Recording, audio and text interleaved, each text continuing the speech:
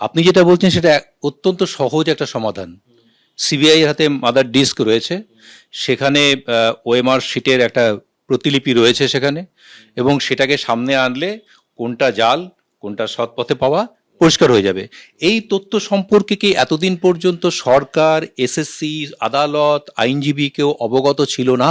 তাহলে এই প্রশ্নটা আসছে এখন কেন? আইনজীবীরা অবগত ছিলেন, আদালতকে তারা তাদের মতো করে জানিয়েও ছিলেন, কিন্তু এতে সবসময়, আমি আজকে কোনো বিতর্কিত শব্দ ব্যবহার করব না বলে বলছি, যে এতে সে সময় এগুলো করা যায়নি যে কোনো কারণেই হোক।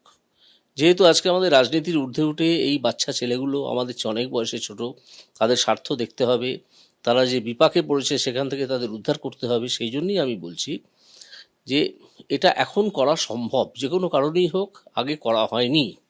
এবং স্কুল সার্ভিস কমিশন, সিবিআই এর উদ্ধার করা এটাকে মেনে নিয়েছে, শুধু এইটুকু বলেনি যে আমরা এটা অ্যাকসেপ্ট করছি, আমরা ডিনাই করছি কথা বলেনি।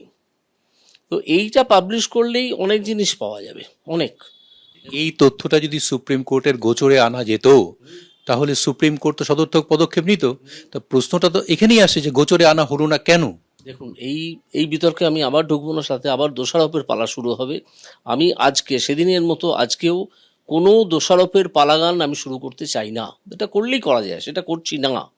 আমি শুধু বলছি যে দিদি, আপনি ওইটা পাবলিশ করার নির্দেশ দিন, তাহলেই দুধ কা দুধ পানি কা পানি হয়ে যাবে।